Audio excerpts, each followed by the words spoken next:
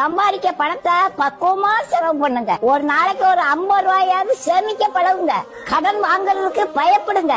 கடல்ல விழுந்தாலும் யாரும் காப்பாத்துவாங்க, ஆனா கடன்ல விழுந்தா யாரும் காப்பாற்ற மாட்டாங்க. அண்ணன் தம்பி நல்ல வசதியா இருக்காங்க, அவங்க உதவுவாங்கன்னுட்டு கனவுல கூட நினைக்காதீங்க.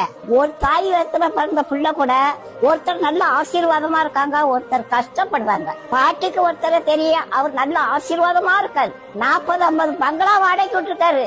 விலை கூடின வெளிநாட்டு காரு 10 இருக்கு. அவருக்கு ஒரு அண்ணன் இருக்காங்க, ஒரு அக்காலும் இருக்காங்க.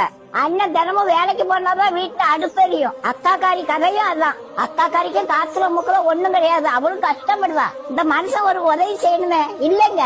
நீங்களே விழுந்தாலும் நீங்க தான் எந்திரிக்கணும், யாரும் தள்ளி விட்டாலும் நீங்க தான் எந்திரிக்கணும். கஷ்டப்படும் போது உதவி பண்ணதுக்குதான் அண்ணன் தம்பி இருக்காங்களாம், அப்படிதான் கடவுள் சொல்றாரு. ஆனா இந்த காலத்துல யாரும் அண்ணன் தம்பிக்கு உதவி செய்யறது இல்லைங்க. ஆனா நீங்க அப்படி இருக்காதீங்க ஐயா. நீங்க உங்களால